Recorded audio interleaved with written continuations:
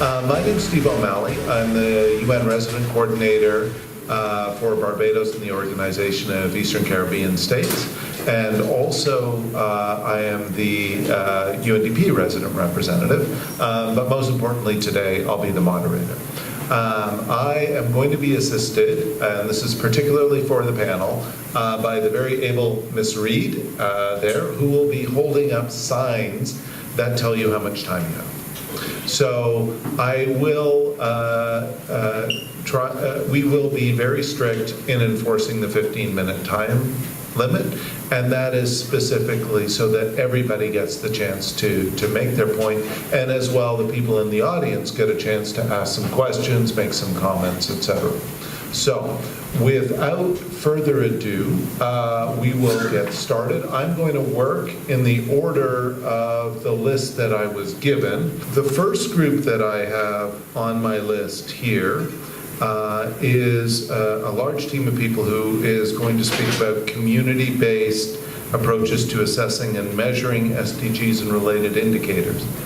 Good afternoon, everyone. My name is Mekina McLennan, and this is my research colleague, Nicole Twaits.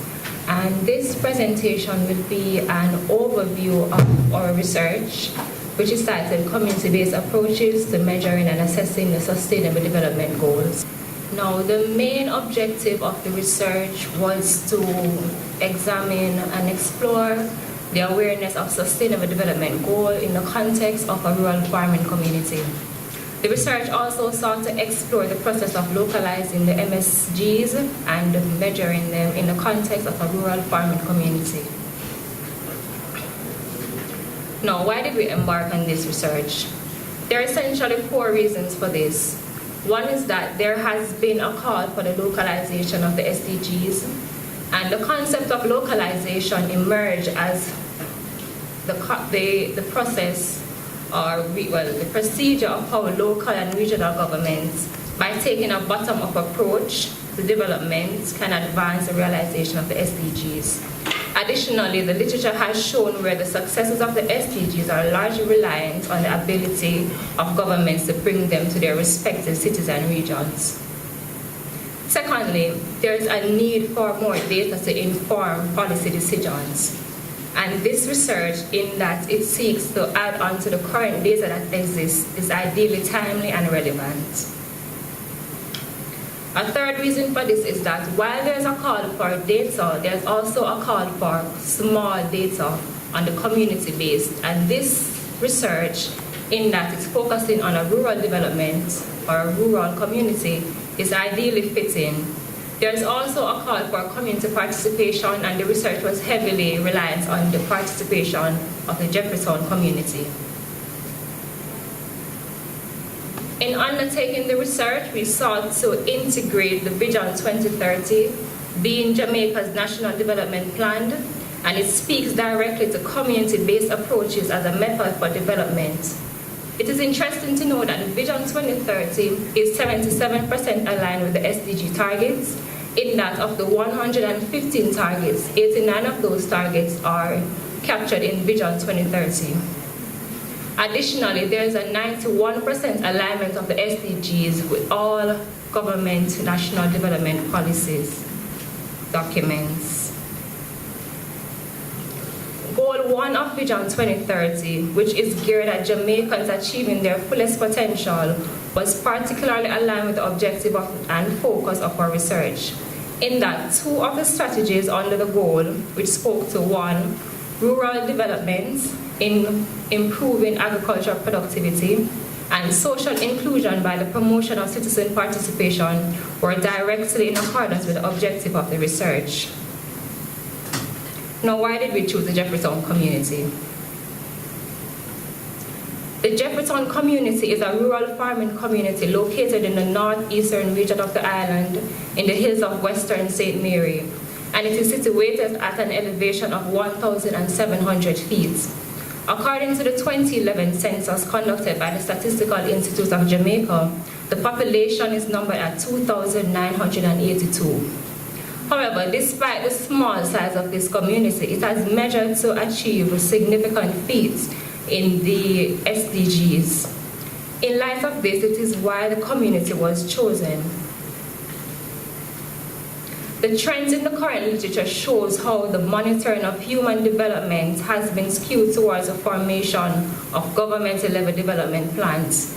Very little focus has been directed at enabling and supporting local community development. To this end, we determined that in mapping the development activities of the Jefferson community to the SDGs, we would be able to, 1, build awareness of these community-based approaches, 2, encourage localization, as well as provide a foundation for its replication.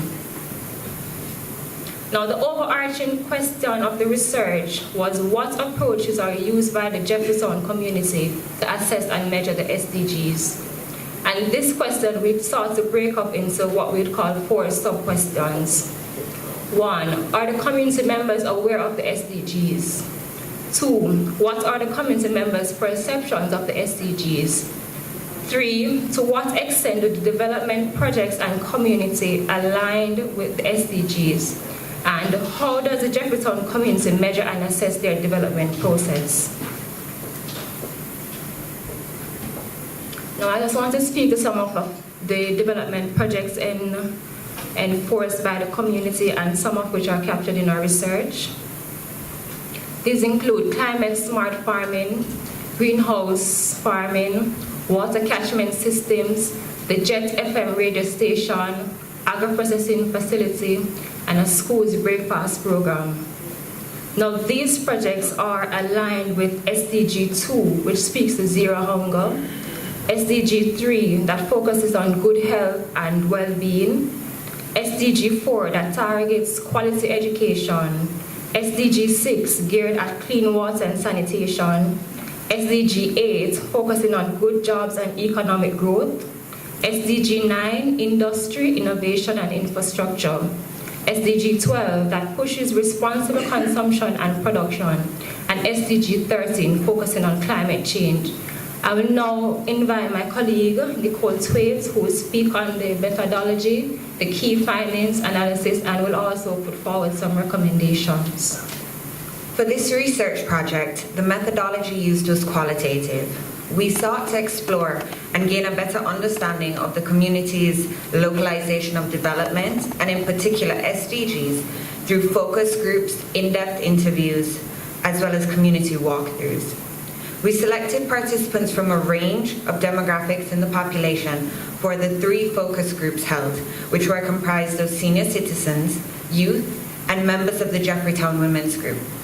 Participants were asked at the end of the focus groups to participate in a brief activity in which they selected 6 goals they felt were of priority for their community based on the UN's My World survey. We also conducted 2 in-depth interviews with community members who are actively involved in the development initiatives and projects undertaken by the Jeffertown community. One with a male youth representative and one with 2 key members of the Jeffertown Farmers Association leadership. In addition, we participated in discussions with the UNDP, Jamaica, and the PIOJ on SDG initiatives in Jamaica. Our secondary sources were comprised of the 2011 National Census data, pamphlets provided by the Jeffertown Farmers Association, PowerPoint presentations provided by the UNDP and PIOJ, as well as relevant literature. Due to resource and time constraints, the research is exploratory in nature, and this area would benefit from further in-depth research. A framework and content analysis of the qualitative data was conducted by researchers. The data was coded and categorized according to our research question and objectives. The relevant key findings were that only a few participants involved in the research communicated prior knowledge of the SDGs. Yet when introduced to the terminology of the SDGs, most participants could point to relevant goals they saw as ongoing or important for their community. Furthermore, when examining the development projects within the community, we determined that the projects as communicated to us were in keeping with goals 1, 2, 4, 5, 6, 7, 8, 9, 12, 13, 15, and 17, and aligned with 28 of the SDG targets. From the information gathered, we believe that community development has been measured and assessed primarily through observation of and participation in development initiatives. These measures tended to be communicated in qualitative terms, for instance, seeing development as no longer having to walk to collect water. However, there are also quantitative measures being used, such as the number of students in the school's breakfast program who like the local ingredients. The SDGs chosen by the participants in the focus group activities were SDGs 1, 3, and 4. The need to reduce poverty featured heavily in focus group discussions prior to the introduction of the SDGs themselves, with participants concerned about levels of poverty and employment opportunities within the community. Development needs and challenges in the areas of education and health were discussed primarily by the youth participants, although these areas were top priorities identified in the other focus groups. In addition, the Jefferson Farmers Association leadership identified SDG 2 as a priority area. The Jefferson Farmers Association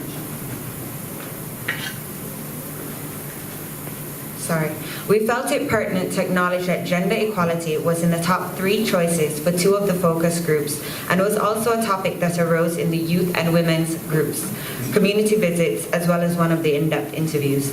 The following is a quote taken from the Jefferson Women's Group.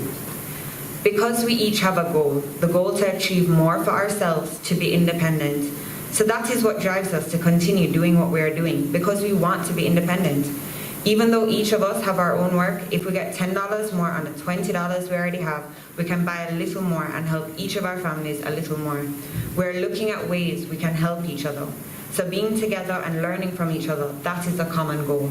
To work together and build our community at large. Basically show other women we can work together. We felt that this quote illustrates the understanding of the role of gender equality in sustainable development. So the Jefferson Farmers Association has also played a critical role in data collection for the community, as seen on the slide.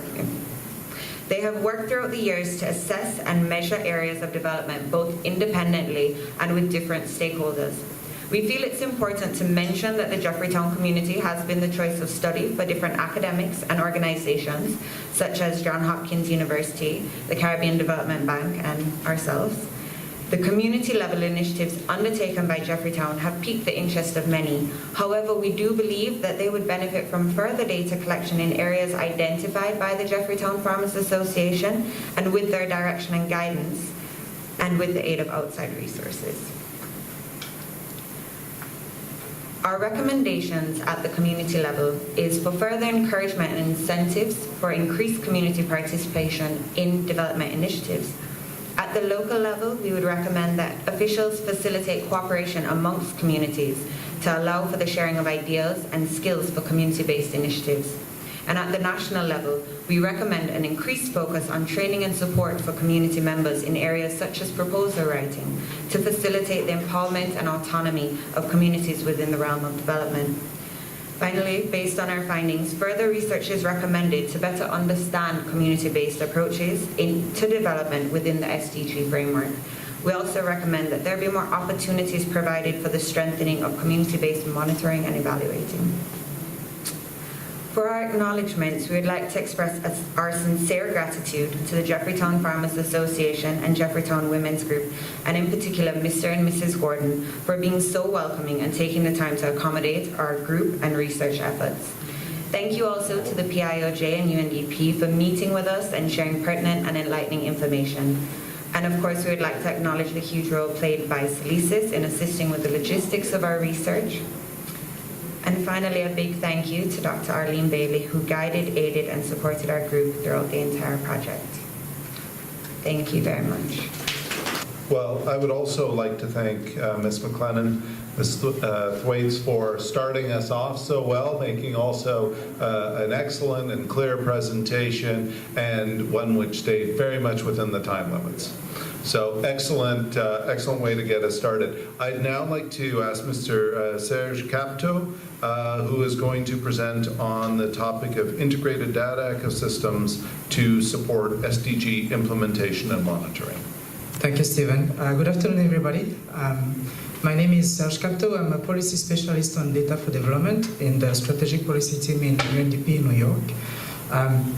I'm part of the team that notably has been supporting this kind of effort, including the My World survey that has been mentioned and been used in this study. So I'm quite happy to see that is being used, some of the stuff that we do in New York.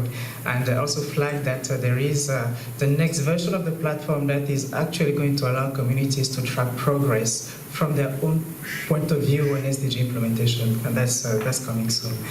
So my presentation is going to be a very broad overview on what the data revolution means for SDG implementation and what are the capacity implications for it. We need to change a little bit the way we look at capacity in the context of a more complex and integrated agenda. So I'll be speaking a little bit about some of the stuff that we are doing within the UN system and working with some partners on these issues. Given the time constraints, I'll be going very quickly through some slides, so indulge with me if I'm going too fast. Let me know, ask questions later, so we can have more discussions on it. I have got a bunch of slides to go through. Thank you. So this is a little bit the outline of the presentation. It's going to be why data is important in the 2030 agenda, and I think we see some of these examples in the kind of work that's happening at community level and the country presentations we heard just earlier, where the data issues was coming more and more often. We'll be looking at the full open review architecture, which is how all that data from communities, from government institutions and national level and regional level are going to aggregate up into an accountability framework of sort in New York. And we'll be looking at some of the work that we're doing to take advantage of the new opportunities of the data revolution in an integrated manner to support this agenda, which is going to be quite complex. So jumping right through it, the main key elements why data is important for the 2030 agenda is that it helps informs policy and policy making. So implementation of policies, now it has to be more and more data driven, and I don't think that I need to overemphasize that. You've heard that quite enough since the beginning of the workshop this morning. It's going to be helpful to monitor progress. It's the first time, literally, that we have such a monitoring framework adopted by so many member states in New York. So in terms of the normative level, we have now a framework for measuring development that is more or less agreed by the majority of countries around the world. And having data is, of course, going to be quite important to ensure that the benefits of the agenda reach everybody. There is this overarching ambition, and the principle that now drives us and all of our work is to make sure that nobody is left behind by the SDGs. And that's quite critical in a world where inequality is actually on the increase. And finally, the point of accountability, participation, and empowerment, which goes all the way back to the community level. That's why I really liked your presentation. It's quite important to empower communities and people, give them voice. And in order for that to happen, they need to have the data about themselves, and they need to be able to produce their own data that's going to inform how this sustainable agenda works for them.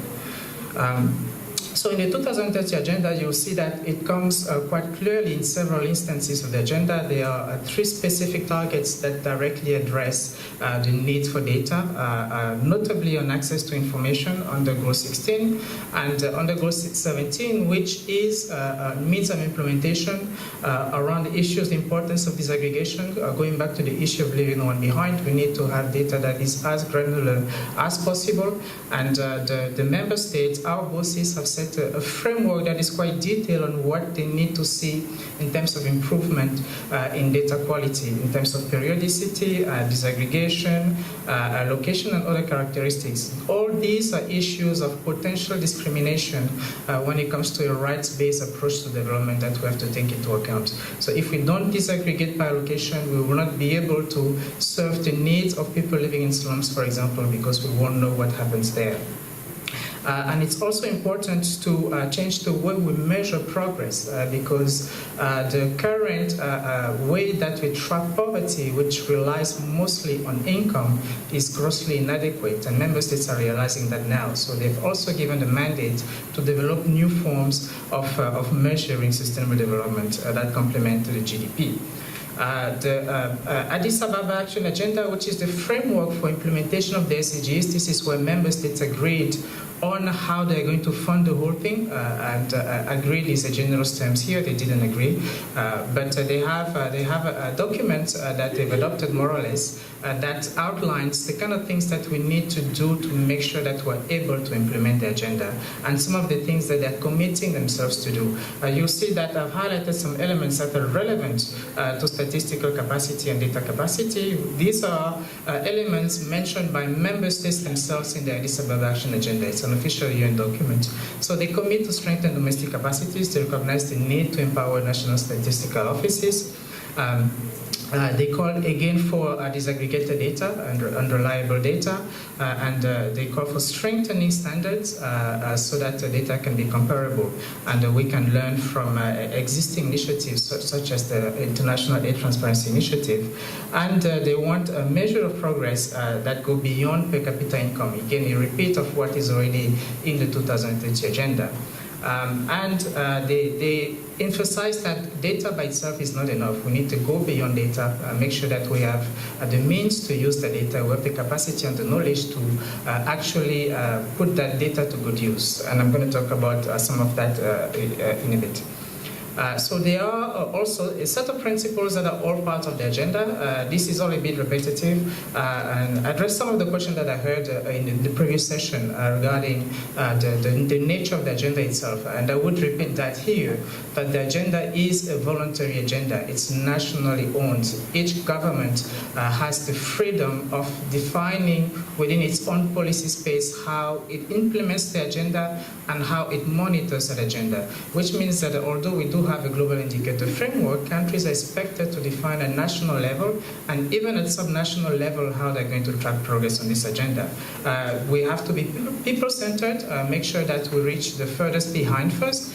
This is a corollary principle to leave no one behind. In order to achieve that, we have to address the needs of those among us that are the most vulnerable first. And there are several levels of monitoring in the follow-up and review, from national, subnational, to regional, to global. But there's also provision for having a thematic review that could happen in specific topic areas as needed for the progress, to assess progress on the agenda.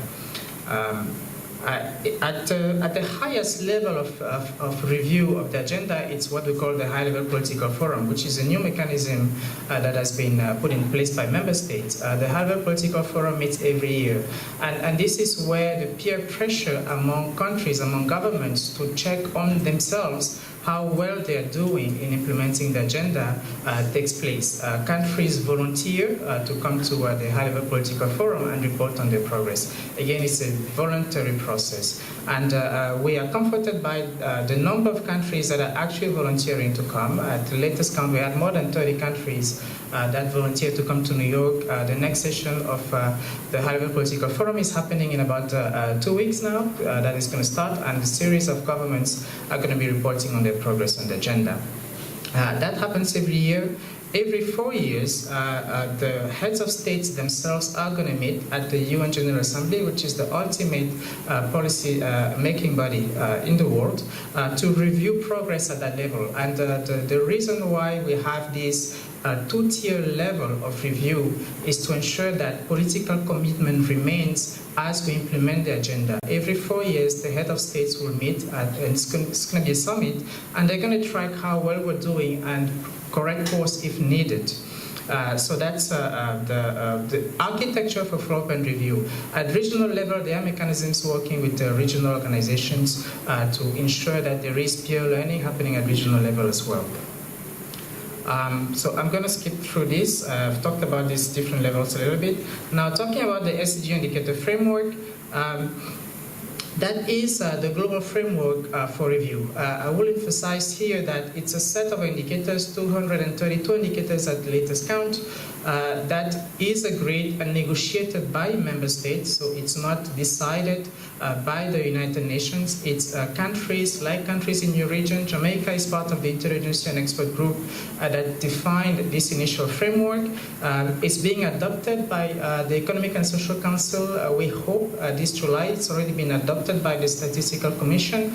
It's a set of 232 global indicators, and I would emphasize the word global here, which means that it's how we will track progress at the global level. It doesn't mean that it's how progress will be tracked at national level, although we do encourage alignment between global and national when it comes to monitoring. And it's a work in progress. It's divided in tiers, so there's a fair amount of data that is still not available in this global indicator framework. And those are indicators that are called Tier 3 indicators. Those are indicators for which we still need to develop methodology. So a lot of work that needs to happen there, and potential contributions of partners like you, of academic institutions, in helping develop and design these methodologies. Now, we are doing a number of things to support this agenda. We have the MAP strategy for SDG implementation, which some of you might have heard.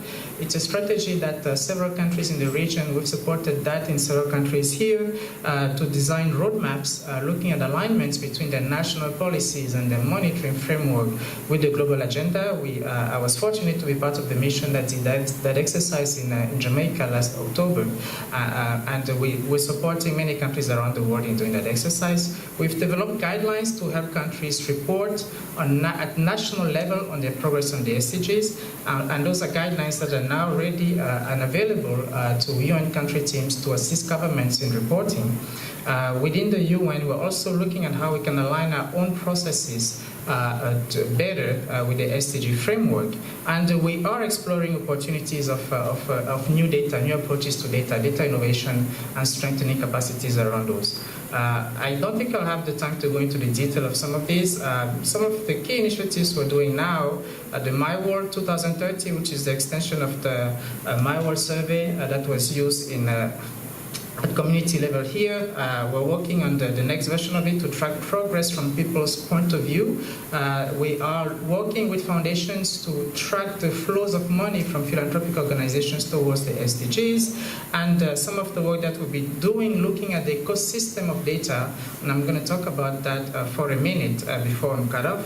Looking at the ecosystem of data, because the best way, in our view, to use data is to look at not only those that are producing data and what their capacity needs are, but also those that are using data, but along that value chain from production and use, look at what is needed and what needs to be part of the picture when it comes to collecting data, processing that data, analyzing that data, disseminating that data, and use that data for policy making. So we've done that assessment in a few countries, and we have some recommendations that have emerged lately. So I'm going to skip through these and this as well. So the principle, I've talked about this for the data ecosystem project, where to understand the political drivers of data, because data is more than a technical question, particularly if you're looking at the right-based approach to reasons why people are being discriminated and how they are discriminated. Very often it comes to which data is collected, which data is not collected, who is collecting the data, who is supporting those efforts of data collection and why, and who is paying for it and why. There's always a rationale and a reason behind. So we try to understand this driver through assessments in a few countries to be able to make recommendations on a more integrated approach to supporting data for the SDGs. I'm going to skip through this and look at a little bit some of the recommendations that emerged. There were a lot of challenges, of course, around capacity that were identified in most of the countries. But a lot of the recommendations are quite consistent with what we've heard already and some of the stuff that's been happening here, which is that you need to bring the agenda down to the local level. You need to really localize the SDG agenda, strengthen data-related policies, particularly the interface between data and policy making is something that is quite important. I'm quite happy to hear from the Jamaican presentation earlier in this session previous to this one that they're looking at the coordination role of Statin as a coordinator of the National Statistical System, which is also one of the recommendations that emerged from this project, because the role of the National Statistical Offices need to be redefined in the context of the data revolution, because now there are so many data players, not only data producers as I've mentioned before. But even when we look at data producers, there are a lot of stakeholders out there that are also producing data, and data which could be used for policy making, even though it's not called official data. And under which condition can that data be used? I think the National Statistical Office can help define these conditions. A lot of issues around data literacy, the work at community level, informing people of the importance of data, what it can do for them, and how it can empower them and strengthen their own capacities to use that data, to produce that data, and to tell their own stories in their own words. That's quite important for accountability. From there are a number of issues affecting directly data capacities that we can derive from the recommendations from this work. One, which is that we need to do more detailed assessment across ecosystems. So we need to look at all the different stakeholders that intervene, and that means looking at the communities, like we've heard, but also look at the media, for example, the intermediaries. We need to look at the capacities of policymakers themselves to understand data and to understand the kind of question that they need to ask their statisticians and how they need to understand the information provided to them by statisticians. There's also quite a gap there between the different communities speaking somewhat different languages. We've seen a lot of issues, for example, when it comes to a right-based approach of statistical offices not quite understanding the work that advocates do, advocates for gender equality, of advocates for a right-based approach. They have a way of expressing themselves and expressing their needs, which is quite important, but something that statisticians are not quite used to interacting with. So they need capacities to engage more in this kind of fora. So we need to do more advocacy, strengthen the role of statistical offices. I've mentioned that. Partnership with academia, and I think it's quite great that we are here at the UE and working with SALISES and some of these initiatives. And coordination of donor assistance. In many countries, who pays for it? Mostly it's on outside. The UN system pays for lots of data collection, lots of data analysis. And unfortunately, there's just too little coordination between the different partners that fund this effort. So we could do a lot more and we could do much better if we coordinate among ourselves. And the last point I would make is that there is some work that we are doing now with Paris 21 on how we need to redefine capacity development to make it better fit for the 2030 agenda and for the data revolution era that we're living now. And that means looking at issues of complexity, how the technology world is really fast moving, and sometimes governments are very slow to react. Statistical offices, particularly official statisticians, are also very slow to adopt new technologies. How can we improve their capacity to react faster, adopt new technology faster, take risk and innovate is quite important, and engage more multiple stakeholders in that. And we need to change the aid modalities as well. That's back to how we work together as development community to support this effort. And I will leave you with this last slide, which I like to use in all my slides, which emphasize the point that data by itself is not enough. What else do we need to achieve the change? I think capacity development is part of the answer, but obviously not the full answer. So I look forward to our discussions to hear more. Thank you. I'm now going to invite Ms. Tisa McGee for her presentation on leveraging the capacity for public policy change in achieving the 2030 agenda. Good afternoon, everyone. So I'm not a policymaker. Just get that under wraps. Okay, don't let everybody know. But I just finished a 2-year policy fellowship with the Network for Social Work Managers. And my talk today is probably preaching to the choir. There's probably a lot of you out there that are already bought into the idea that we need to have evidence-based policy making.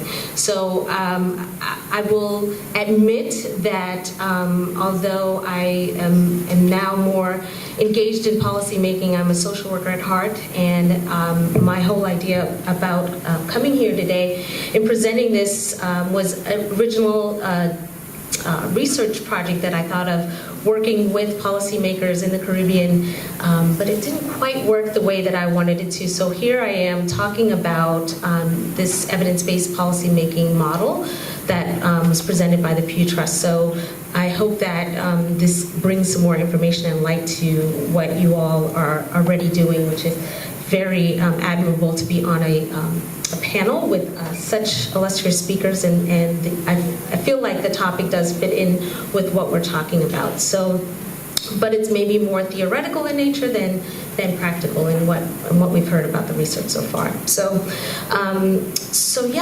like I said, I'm a social worker. I've been doing this work for about 20 years, and I am an associate professor at Barry University. So I come from the sort of academic side, but I also do a lot of practical work in marginalized communities in Miami. And so that's why I'm here today. I definitely wanted to start with talking about the importance of data, but I know, again, this is something that you've heard already. But in May, earlier this year, there were some key takeaways that were offered by Deputy Executive Secretary Antonio Prado at the 18th Monitoring Committee. And those things that he talked about really inspired me. And again, the more I read, the more I felt like I didn't know. And this is why I'm here at the conference as well, so that I could build my knowledge base and also to network with many of you who are actually doing this work. And that I think is so important. So he mentioned the fact that financial and capacity constraints limit our abilities, and he stressed the fact that evidence-based policymaking is going to be the key to maintaining or mainstreaming and implementing the SDGs in the Caribbean. And I think he said that they were the way to achieve the most efficient outcomes. And so I thought that was really important. So that's why I'm here again. My presentation really aims to analyze the policymaking process, and that's what I really wanted to know more about. So when I did a preliminary presentation at the St. Augustine campus in March, and the feedback I got was more of, if you're not here, if you don't know people, if you're not in the network, you may not be able to get the type of information that really speaks to how policies are made in the Caribbean. And that's what I felt like when I was reading all of the data reports and how data was used in order to inform policy. Like I said, the more I read, the more I felt like I didn't know enough. So anyway, so I saw this as part of a PowerPoint, and talked about the data gap in the Caribbean. Again, this was from earlier this year, and they talked about the reasons for non-production of data by Caribbean countries, and this is what it broke down to. I mean, and I'm really curious, so please share your thoughts when we have our question and answer period, but they talked about lack of financial resources, of course, lack of technical capacity, and then no prior need to produce the indicator was an interesting one for me, because did no one want to know about some of the indicators that were presented? I mean, that just seems like it's impossible to me, but I really want to know more, again, about your feedback. No internationally agreed, I didn't make this slide up. This came from a presentation that was done, again, called The Data Gap in the Caribbean. Okay, so here's the headlines, right? Extra. Headline number 1, better data are needed for the post-2015 development agenda. And what I read and understood was, despite improvements, critical data for development and policy making are still lacking. And headline number 2 is promoting open, easily accessible data, and data literacy is key for effective use of data for development and decision making. So here I got the understanding that global standards and an integrated statistics system are just a part, again, and this is what I think the previous speaker talked about, part of the key elements for effective monitoring. So here is the model that the Pew Trust brought about, that talks about steps in evidence-based policymaking. And what was so important to me about this particular model was the fact that it spoke to many of the things myself as an evaluator of programs across marginalized communities in Miami, in Los Angeles, and across the United States have really come to find in terms of things that are needed in order to move forward policy-based agendas. So the first thing that they talk about, of course, is a program assessment. So it's really looking at systematically reviewing all the available evidence on effectiveness of public programs, and that brings forward the idea of we need to have more evaluations done that look at program assessment. The second thing is around budget development, which they talk about incorporating evidence into budget and policy decisions, effectiveness about the particular types of programs that we're funding, and giving funding priority to programs that deliver a high return of investment on public dollars, okay, or public funds. So budget development is also a key component. Implementation oversight. So we go out and we say, introduce these evidence-based programs, but without fidelity and without implementation advice, guess what? You really lose, right? You lose track of if the programs are being effectively delivered and the way that they were designed to be delivered, okay? So that's one of the things in terms of implementation. We have to have a closer look at the oversight of that. The next thing is around outcome monitoring, which of course is obvious, right? Determining whether the programs are achieving the desired results or what we're there for. And then finally, the targeted evaluation is conducting more rigorous evaluations of new and untested programs to ensure that they warrant the continued funding. So if we're funding something that doesn't work, we need more evaluations to prove that they're no longer needed. And if they're not working, why fund them? Okay, so that is basically the overview of evidence-based policymaking. And like I said, I'm sure I'm preaching to the choir. You all are very familiar with the whole idea of using data to inform policy decision-making. But when I originally looked at this project and submitted my abstract for this research, I really wanted to look at 4 countries, and Jamaica being one of them brought me here, really.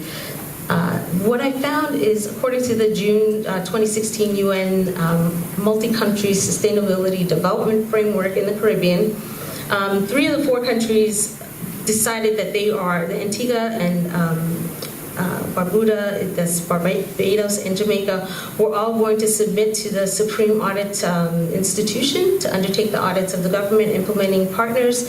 And if they did not fit in that system, then the UN would step in to institute private sector audit services. Trinidad, on the other hand, decided that they are going to go with private audit services. And this was about a year ago, but that's what that was the latest information that I was able to find. And so again, I'm here to get more information. I hope those of you who have can share that. But this is what I found in terms of how they will monitor and evaluate their SDG goals. Okay, so finally, I'm going to wrap up with my recommendations, and these are definitely in line with what you've already heard today.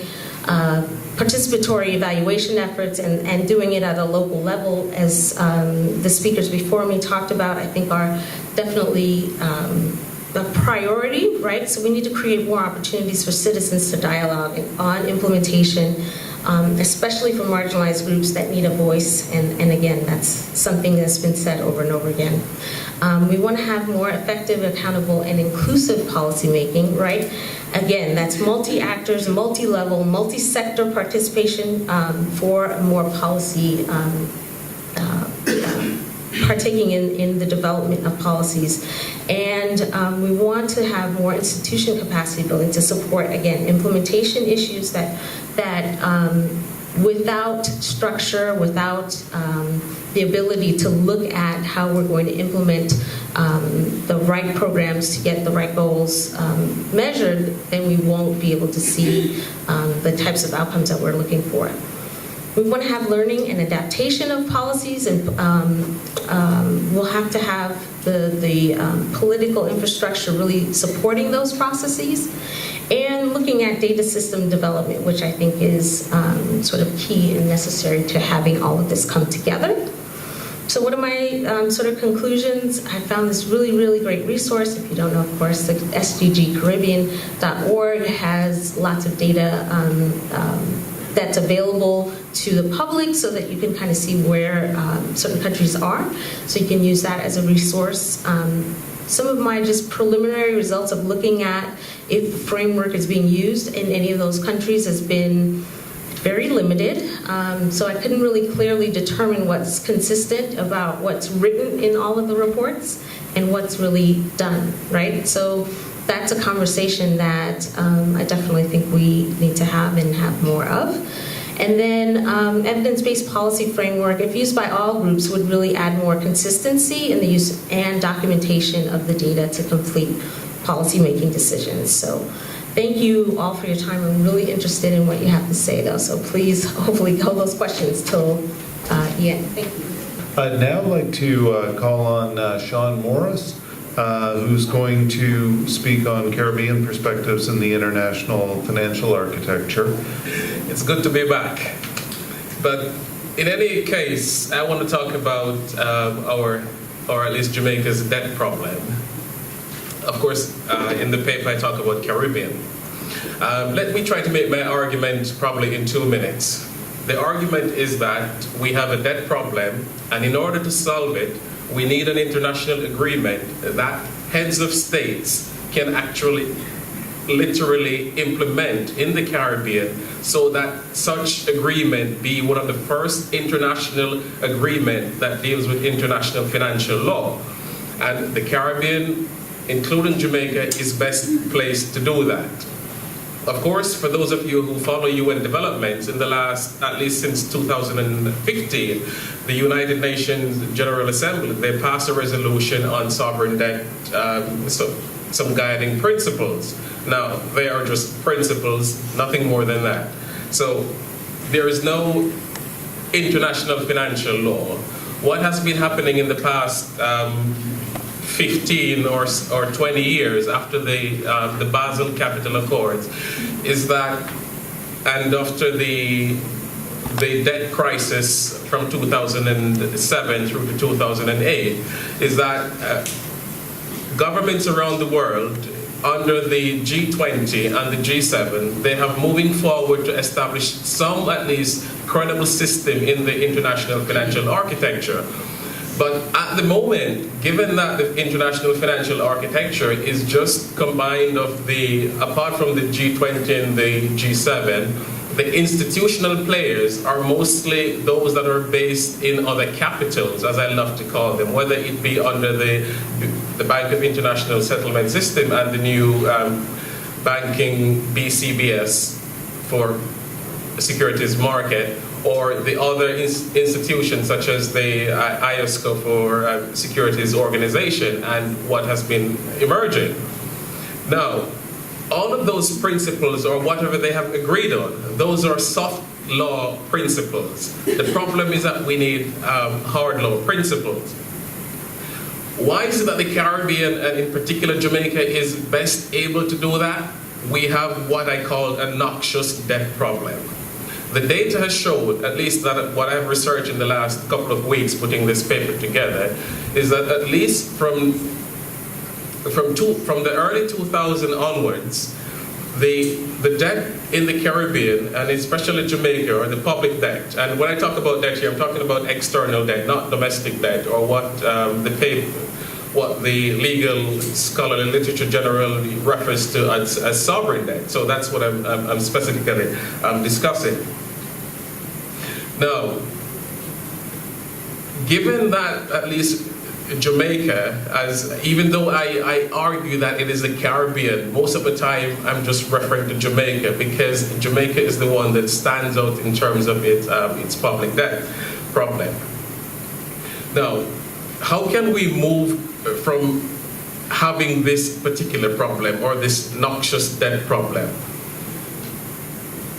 We need a solution. Can we find the solution locally through the UN system or not? My argument is that locally we can find the solution. These figures, at least this particular, I forgot that it's also in front of me here also. Here are the figures that, in terms of billions, Jamaica's that at least over the last 15 years or so, how the debt has climbed.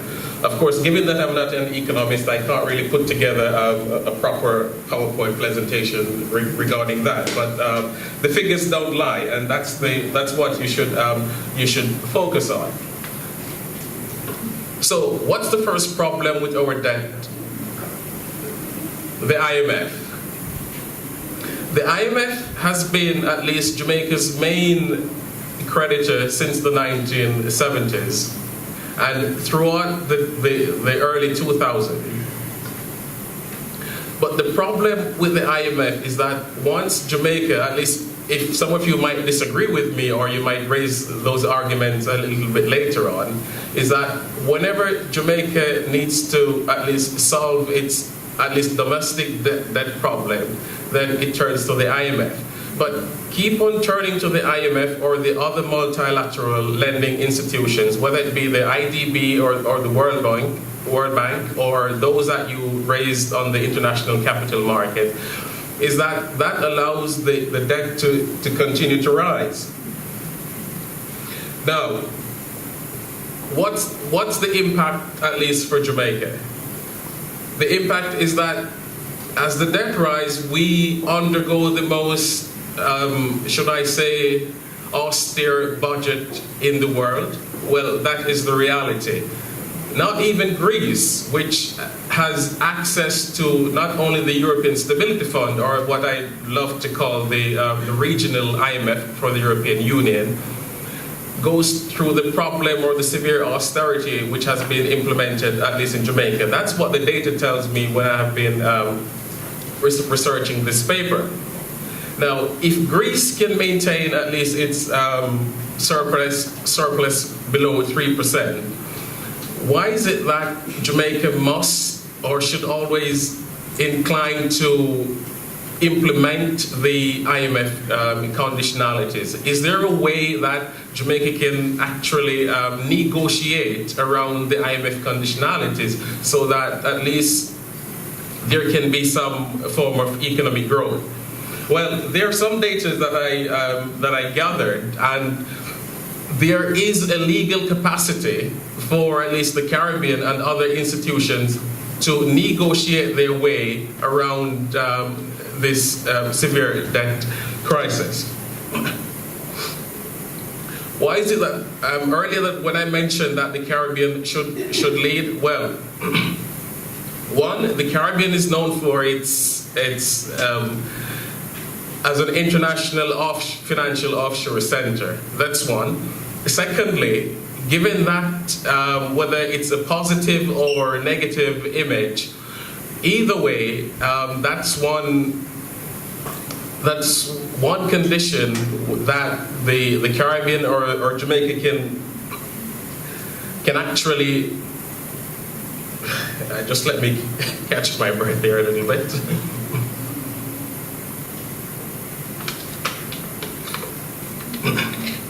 Now, apart from being financial offshore centers, the other issue regarding the debt situation is that as major debtors, wow. I've never been this nervous before. And I just finished I taught a class 2 weeks ago in my final,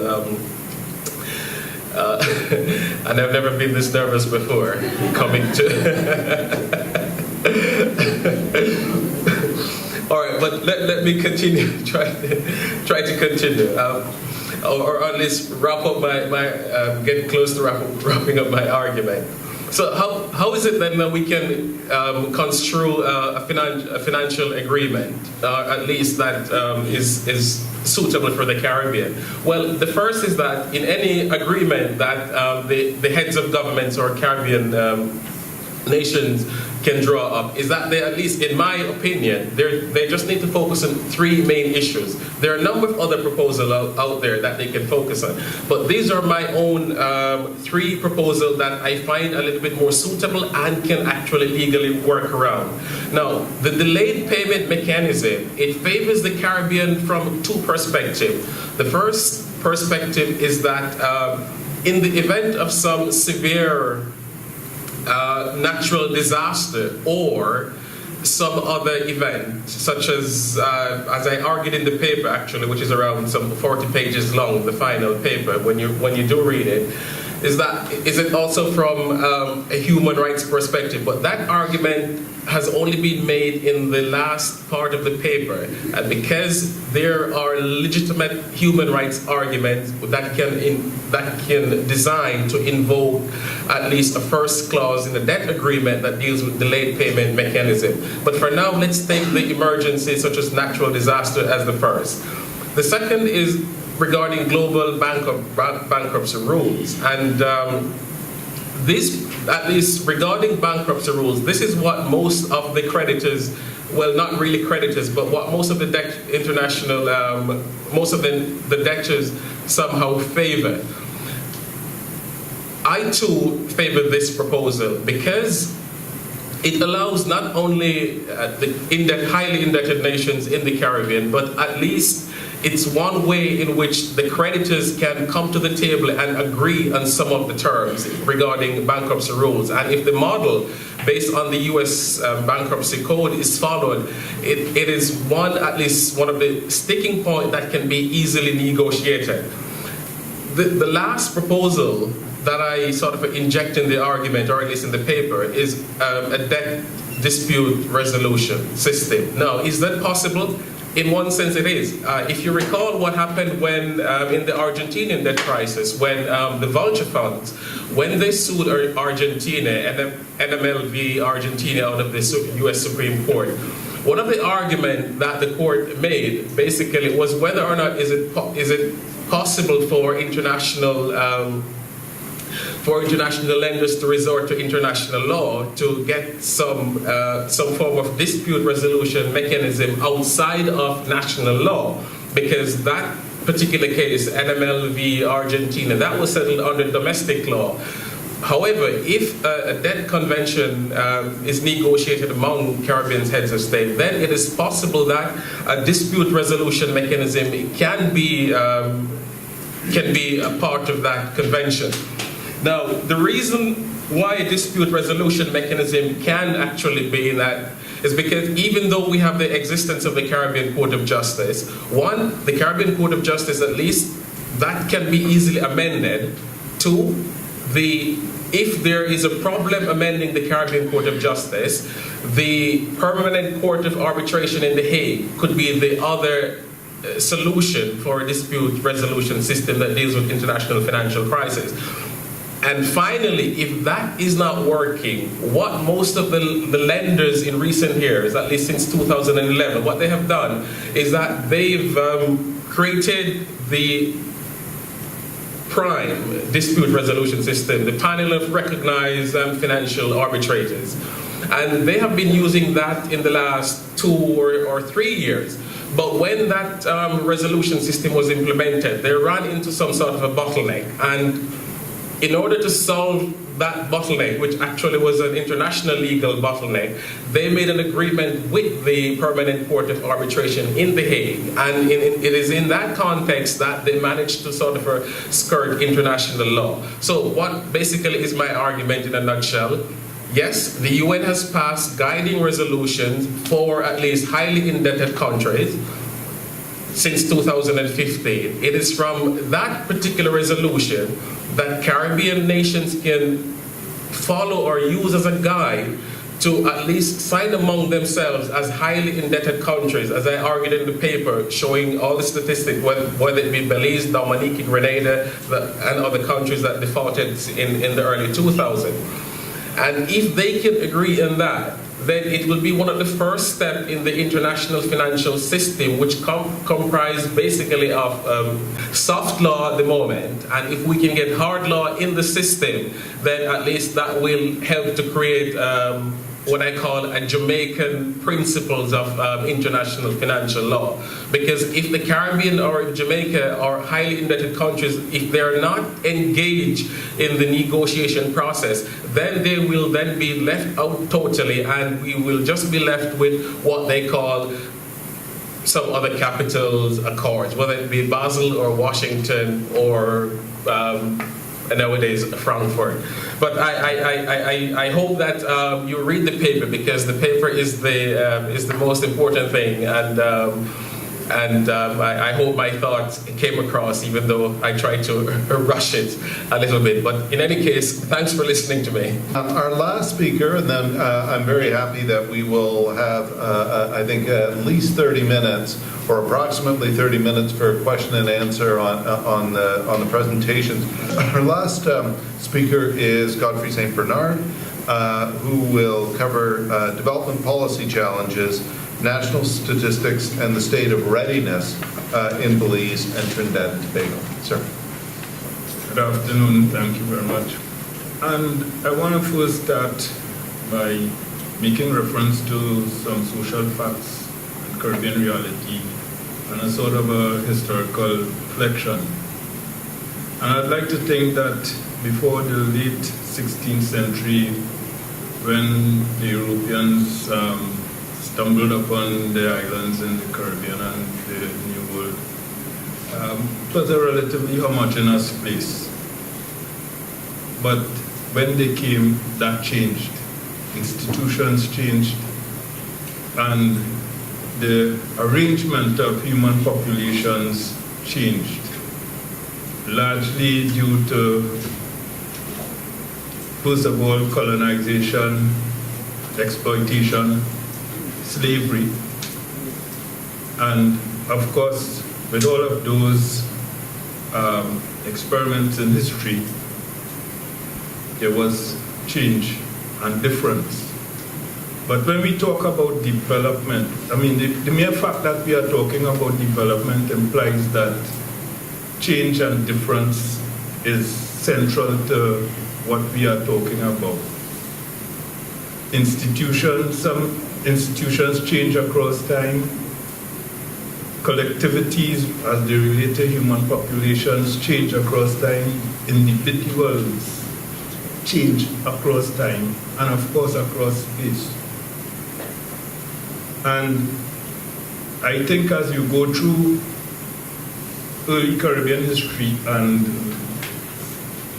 how it has evolved through slavery, and even in the post-emancipation periods, you would see that the modes of production was such that the differences that I'm seeking to allude to would continue to prevail.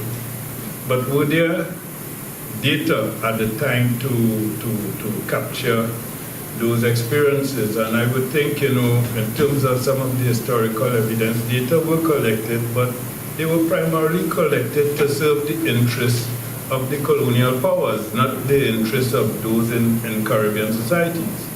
And primarily what I'm saying is, with the passage of time, even as you went the region went through the emancipatory experience into post-emancipation and even into the World War years, Caribbean societies continued to be plagued by differences that were largely exploitive and meant that some subpopulations were terribly deprived of access to condition, access to opportunities. And I am sure that everyone who is here is aware of the Moyne Commission and what the Moyne Commission sought to do to improve the lives of Caribbean people. Needless to say, nothing much had happened even in the post-World War II years. And of course, we sought independence. Several countries became independent in the early 1960s, 1970s, throughout the 1970s and 1980s. And what I think these countries faced at that particular point in time was an elite group of Caribbean people who all of a sudden had to chart the development course at a time when Caribbean populations were growing faster than they would ever grow in the history of humankind. Things had to be done to ensure that the well-being of the people of the Caribbean was looked after. And I'm talking about this because when I think in terms of development, I am thinking about, first of all, an enhancement in terms of material well-being of individuals and of groups of individuals. There's a spiritual dimension to that as well. That is difficult to measure, but at least we can begin to measure the material well-being part of it. But what is much more important is not just, capturing that enhancement in material well-being. We want to ensure that there's greater equality across the groups and greater equity. And at the same time, not only greater equality and greater equity, but whatever can be put in place to remove the structural barriers. So all of these things have to be put in place. And we need statistical data to do those kinds of things. So, of course, with independence came national statistical offices, and as the region started coming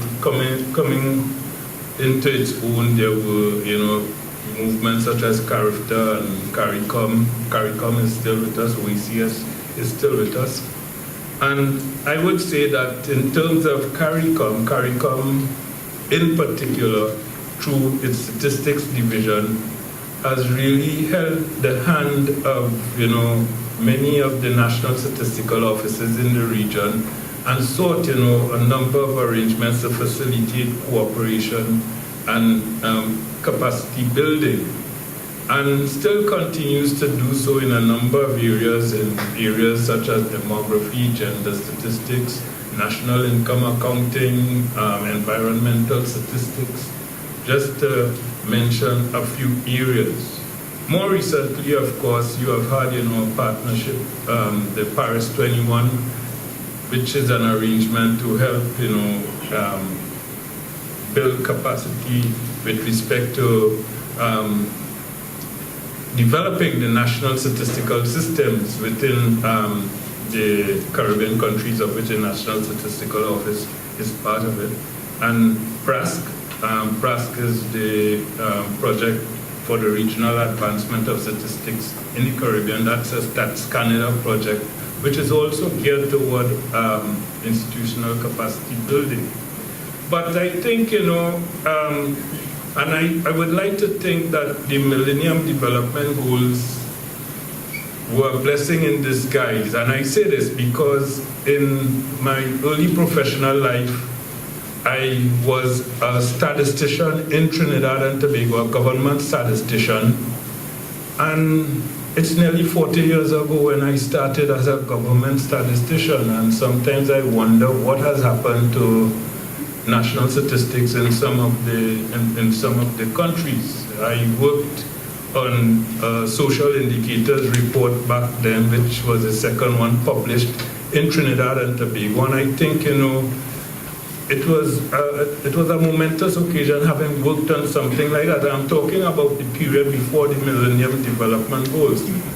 And I say it was a blessing in disguise because I think, notwithstanding all the critical comments about, the achievements of the MDGs, I think the bottom line is that it got a number of agencies off their rear ends in terms of ensuring that, they go about producing statistics. So having said that, the Millennium Development Goals have gone the distance and has evolved into the SDGs, and this has really spawned a data revolution, which we have heard a lot about. Of course, the data revolution would mean that we are now encountering vast amounts of data, a rapid pace of data production, great number of producers. Of course, it also implies greater efficiency and technical sophistication with respect to data dissemination, and of course, much greater range of coverage and content areas as far as statistical data production is concerned.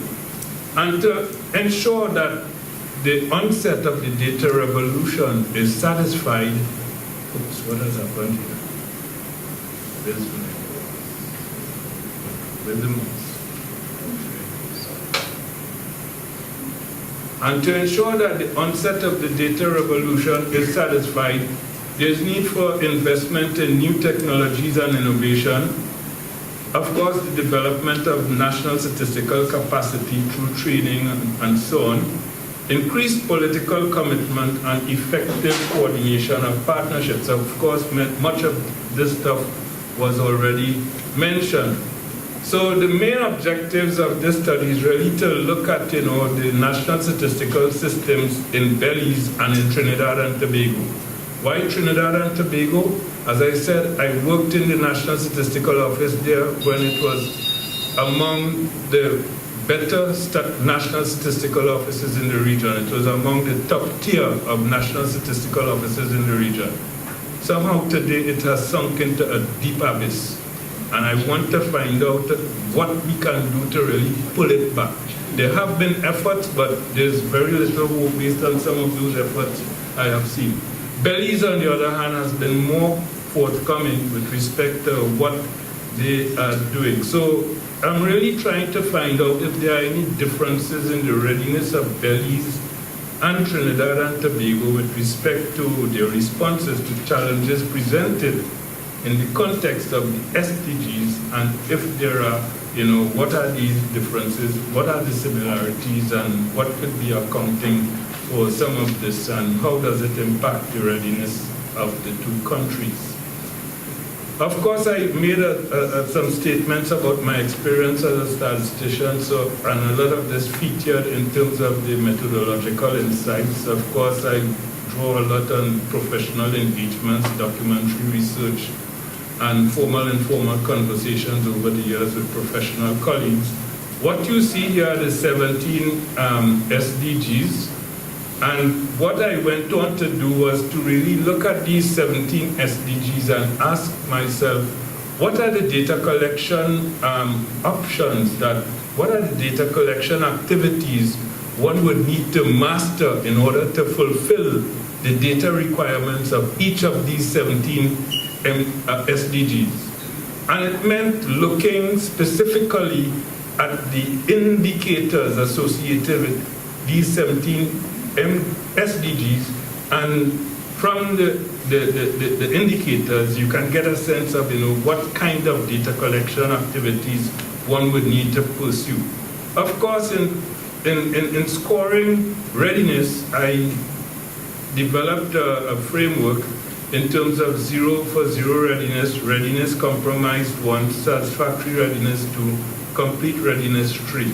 Of course, what you see here is the national statistical system, and all of these suppliers and consumers of statistical products work in unison. So I think we have to really look at the end of the day, how all of these players contribute to the production of statistical data, whether through surveys, administrative data, and the vast mix of data as informed by the 17 SDGs.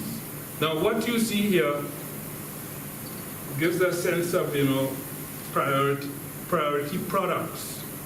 And environmental statistics stand out as perhaps one of the most important things that we will need to really get our hands on, followed by macroeconomic accounts, population and household census, surveys of living conditions, population estimates and projections, because we can't be talking development and we don't have a sense of what our populations will look like in the future. We need to know about those kinds of things. Of course, labor market information systems, and the list goes on. The mixed type surveys and so on. This thing is only messing with my progress. Yeah. Then we go on to our next year, and you see again a whole set of other things in terms of mobility statistics and all those kinds of things. Largely because the SDGs, in expanding on the MDGs, made a lot of provision for health indicators and so on. And again, you see how those things feature there. And then this gives you a third set of products, and we ended at the bottom here in terms of crime and justice and anthropometric statistics, which would tell us a bit about the nutrition of children. Now, in terms of the results, basically, Belize, compared to Trinidad and Tobago, Belize is more ready in terms of population and housing censuses, population estimation projection, National Survey of Children, international migration statistics, education statistics, births and death statistics, mobility statistics, in terms of health and injury surveillance systems. Trinidad and Tobago, on the other hand, is more ready in terms of labor force statistics, household expenditure surveys, business establishment surveys, agriculture and food production statistics, and then in terms of road traffic crashes.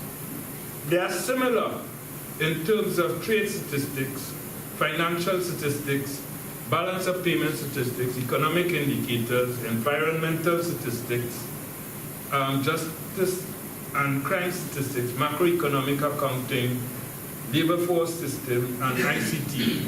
Of course, what you see here in terms of the SR and so on tells you the SR, of course, means that it is, let me go back. Right, SR is satisfactory readiness. Right, RC is readiness compromise, zero readiness, and so on. So that gives you a sense in terms of where they are, right? Now, to sort of close off, in terms of the differences in readiness, Belize is more ready in responding to new wave statistics, such as mix, and population, demographic, and health statistics. Trinidad and Tobago, on the other hand, is more ready to take on challenges of some of the more traditional sample surveys and administrative data collection. In terms of the similarities of readiness, similar readiness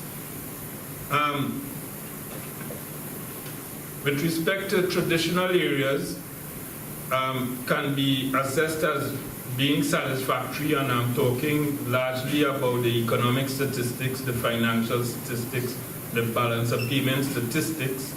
Those are fairly traditional areas, and in both countries, what you find is the central bank is involved in assisting in producing those kinds of statistics. Those are some of the longer, those areas have a longer history of statistical production dating back to the early days of those establishments.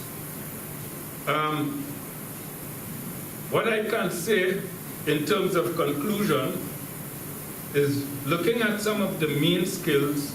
Clearly there's need for demographers and demographic sensibility in the two countries, much more so in Trinidad and Tobago. Belize has a demographer, and I think, that does say a lot for, the importance that has been placed on ensuring a lot of their demographic data are intact. There's also need for an econometrician with strong capabilities in macroeconomic accounting. I think that is an important input into the mix. One of the things that perhaps I didn't make mention of is the need for a sampling statistician, because when you looked at all of the main sample surveys that would have been required to be done, you would have noticed that zero readiness was the case. And clearly that cannot take place, those kinds of exercises cannot take place without the expertise of sampling statisticians. I don't think there are many in many of the Caribbean countries. And of course, insofar as we are talking about sample surveys, the whole notion of measurement and quality assurance in survey research, we need to have experts in those areas. So to wrap up, I think, the capacity building initiatives of PRAS, CARICOM, UE SALISES, and UE in general would have to kick in terms of, building some of those partnerships to ensure that some of the critical skills can be built. Degree programs with main skills needed, particularly out of the UE mathematics department, in terms of building skills in statistics through MSc programs in mathematics, SALISES has MSc Development Statistics and other tertiary institutions. I think what is important too is career guidance seminars, because we don't have many career guidance seminars. I can't say that I have ever been to a career guidance seminar where I can speak the virtues of becoming a statistician or data scientist. And we need to do more of that, right? In fact, I am pleased to say that I'm going to be writing a piece in a document prepared by a young person who really wants to ensure that, all the different options for careers are highlighted. Of course, legislative arrangements to revise statistical acts to treat with issues of transparency and so on would be important, and especially with respect to dealing with micro-level data. So I think, having said that, I will stop there, and any questions would follow. Well, thank you very much for a very sweeping overview of going back to pre-colonial times. Congratulations to all the presenters. I want to focus my some comments and questions as well to two of the presenters. The students, I was really impressed with your presentation, and to Dr. St. Bernard. First of all, Nicole and McKenna, I hope I have your name right. The question of localizing SDGs is one that I'm very interested in, because we're doing exactly the same thing in Suriname where I work. And what I would like to hear from you is your thinking on how it is that government can in fact prioritize the SDGs, given that that is one of the issues that many of the countries are struggling with, the prioritization of the SDGs towards 2030 reporting, and the extent to which the evidence from the kind of research that you've done can contribute to a national project on prioritization of the SDGs. So just your feedback on that. And Godfrey, you raised a number of issues that resonate with me. So I want to just ask you your thoughts on the following. First of all, there is a capacity challenge in the Caribbean on data. I would really love to hear your thoughts on the extent to which we perhaps can be a bit innovative and see to what extent it is possible for us to centralize statistics and data management. Is data management in St. Lucia really different to Grenada? I mean, should we have two struggling stats departments in Grenada and St. Lucia as opposed to having one OECS statistics department where we all contribute both in terms of the human capacity but also the ability to analyze our data effectively? So your thoughts on that. Secondly, you spoke about readiness, but you never went into why. Why is Trinidad not ready? Why is Belize ready, etc.? So some thoughts on that. And finally, I wanted to ask you, how do you think our level of readiness will impact this region when it comes to 2030 reporting on the SDGs? As we heard this morning, we're only 13 years away, and there are significant gaps. Would we be able to fill these gaps? Again, what are your thoughts on the steps that will be required for the region to be able to adequately report by the final, when the final bell is rung in 2030? Thank you. Armstrong, I should have limited you to a number of questions. Everyone, thank you very much. First of all, let me congratulate the SALISES students. I have the privilege of sharing in their instruction. I'm extremely impressed and what they did. And they raised, to me, a very fundamental issue which I'd like Serge to address, which is that the data capacity of the region is weak. We know that very well. And that the resources for doing it in the old traditional way of statistical offices are not likely to come about in time for 2030. So the question I have for Serge is whether or not it is possible for his office to walk on two legs, to think of how to facilitate the coherence of what exists within the official statistical system now. Godfrey alluded to the disorganization and the competition, etc., among them. even a case study to get to work on the coherence of even one of them as a case study. And secondly, to develop, to stimulate non-traditional data collection methods that are consistent with the community work that you see in a place like Jefferson. One of the Jefferson leaders is here with us now, and it is very important that those people who are participating at the community level be involved in the data collection, and we stop thinking of it as some statistician somewhere that's collecting numbers on objects. So I would like you to respond at those two levels, because here the students are showing you have a wonderful case to develop a non-traditional measurement at the local level, and Godfrey is showing you that we need work at the national level as well. Thank you. This relates to Godfrey, and it's more comments. I am speaking from being in a national statistics office. One of the issues that we have to face in the region is that the regional governments do not think that statistics is important enough. There's lack of investment in statistics, and you speak about the readiness of Belize. And one of the issues with Belize, and I think it's the same with Statin, they were taken out of the civil service, given some level of autonomy.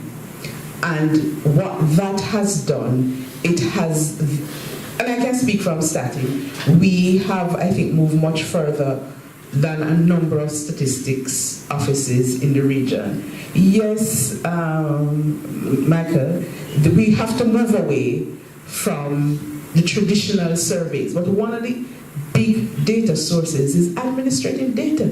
It's available in a lot of ministries, and the issue is, how do we get the ministries to think that the data is not my little, my little fiefdom? And how do we share this information? Because for us to do the MDG, surveys are not going to fulfill that. And I think this is where we have to move. Just to follow on from the lady from Statin. Yes, I long believed the same thing that she just said. And just to add very briefly without repeating what she said, that the context of a statutory corporation or some sort of a structure, institutional structure outside of the civil service, seems to have made a difference in not only in Statin's case, but in statistical agencies in other places, because it gives them a mandate which is outside of the strictures of the civil service, and also gives them flexibility to hire and to attract the best talent, because many of the statisticians that I know end up in actuarial science. They don't want to do plain statistics. They want to do something more remunerative, like actuarial science. So that's the first point. The second point I wanted to make was addressed to Mr. Morris in relation to the issue of your debt proposal. Now, I come from the IMF, and I used to be at the World Bank, but the majority of my time in those two institutions were not spent on staff, but it was spent on the executive board trying to advocate for countries of the Caribbean region. So I can say I was on the good side of the IMF. Okay? So let me make that initial declaration. So, cute point. But I want to say that we spent a lot of time advocating for highly indebted middle-income countries to receive debt relief. We never got a lot of traction because we couldn't find people to fund it. And that was the first point. The second point was a lot of the debt structure was significantly different from the debt structure of the HIPAA, which was mostly the official debt, the IMF World Bank debt. In a sense, what countries were doing is taking care of their own, ultimately, by forgiving a lot of that debt and giving countries a new start. But in terms of the middle-income countries, there's a lot of commercial debt, and some countries, as you rightly highlighted, there's a lot of domestic debt. So you end up having a conundrum of people wanting to give themselves a haircut, which never works out very well. So that's a big problem that we face. They have a a difference in the debt structure.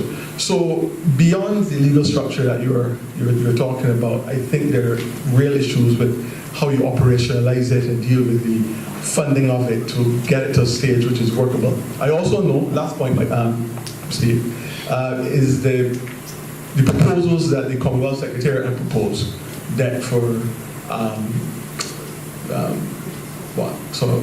climate change, China swaps, and those other very innovative views that came out of the Economic Affairs Secretariat are worth a second look. But some of them also did not get the kind of traction that we wanted. We were very excited about them, but they're still a work in progress. So I think there's some operational and financial issues there beyond the legal that we also have to take a very close look at.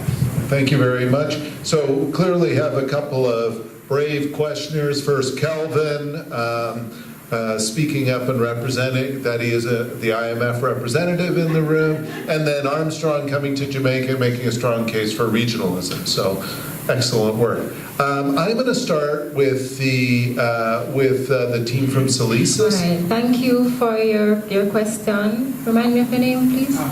Armstrong. Okay, and you're from Suriname. All right, good.